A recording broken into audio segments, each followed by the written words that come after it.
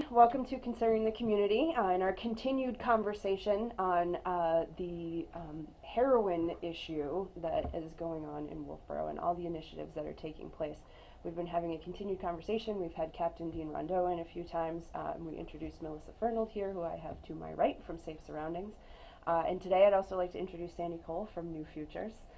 But Melissa, I did want you to talk a little bit about your mock bedroom program and what you were doing in terms of it being one of the resources for prevention education within schools and I would say in communities in general. It doesn't necessarily have to be. Oh no, no, and it can be for just, I'm doing 2 in October for clinicians and prevention workers. Obviously the presentation looks a little different, but the mock room's still the same, and the current trends are part of that. So I founded Safe Surroundings. Can I give a little background on that? Please. So I started Safe Surroundings after being in the field for, I've been in the field over 18 years now, and what I was seeing was more and more parents were bringing their teenagers into my office in private practice when they already had a problem. So, and a lot of times they were saying, we didn't see this coming.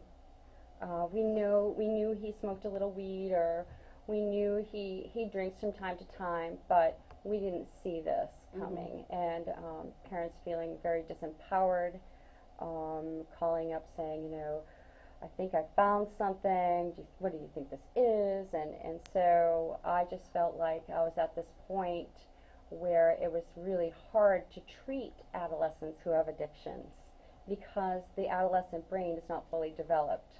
So their judgment portion of their brain in particular isn't fully developed, but the reward portion of it is. So it's the recovery concepts are harder to use with teenagers. So that dilemma and just feeling like, okay, so what can I do?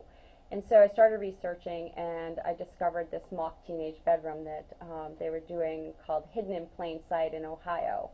And it was put on by police officers and youth workers. And I thought, wow, that's right up my alley, because I'm a very interactive therapist anyway. And so I called them, they sent me materials, other people were doing it, I went and saw other people. But they're all youth workers or police officers.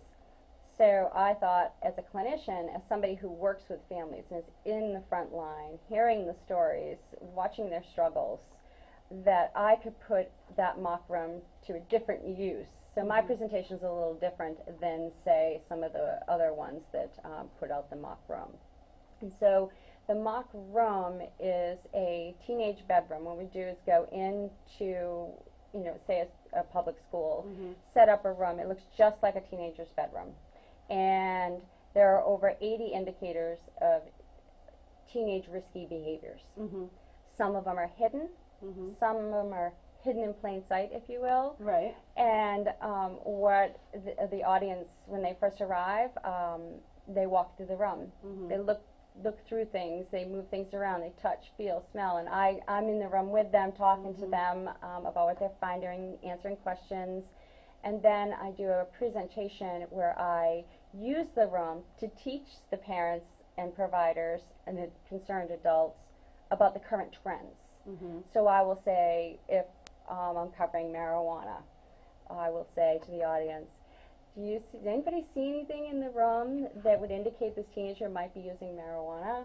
And allow them to kind of search for things. And then through my PowerPoint in the room, I bring paraphernalia out, I lay it out in front of them, and I walk them through how they're using it, what each thing looks like, what it means, and every detail that I possibly can. So it really kind of covers the gamut, so that parents who may feel like in denial, that seems to be a really big thing for parents. They don't want to believe that their kid is using. So they, in their head, they're like, oh, it's just experimenting, or no, that's not really any big deal, that's not anything.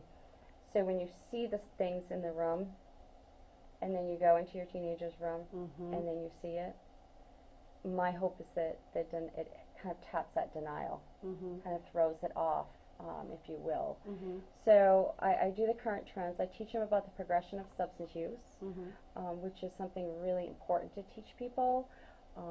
What that is that, you know, we have this opiate epidemic and the issues that we are dealing with, and they didn't just start using heroin or opiates. It started before that for a lot of folks.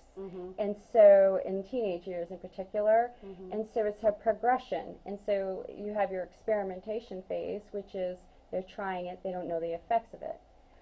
Experimentation phase does not last the entire adolescence. Okay, so they're not experimenting for that whole time. Right. All right, and so then if they like it, they go into misuse, and that's a real pivotal time for an adolescent, because that's when they're seeking it for the effects of it, and that they start having minor negative consequences.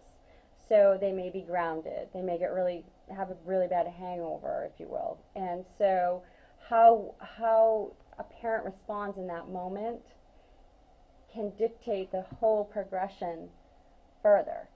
Okay, it may or may not, but to be able to have a dialogue with your kid, have consequences, and be clear with them that no use, any use is unacceptable.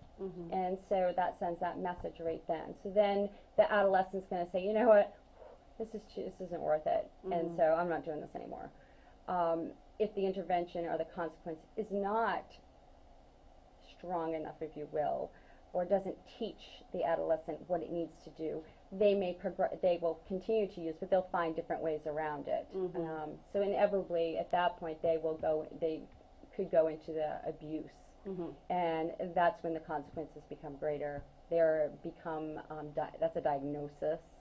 At that point, they would need outpatient treatment, evaluation, depending on what they're using. And that's when they start going from stronger to stronger substances. So they may be a marijuana smoker, their tolerance may cap out, it doesn't feel as good as it used to, it's taken me too much to get high, and so they may move on to a harder substance.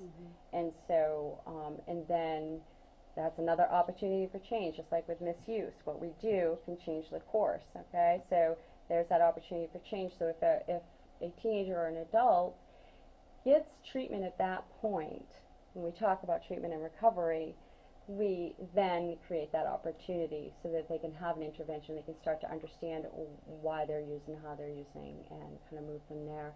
And if they're that opportunity, if they continue to do what they're doing, then, you know, it progresses to addiction and dependence. So that progression is very important, because a lot of times parents will come into my office and they'll say, he doesn't have a problem, he just smokes a little weed, or, you know, he drinks from time to time, but, you know, they all do. And so I feel like it's really important for parents to understand what they're seeing with their children, and then to be able to say, okay, so he is moving, this is a progression, I need to do something, even if I don't think there's a problem, can be, Right. It can develop into a problem.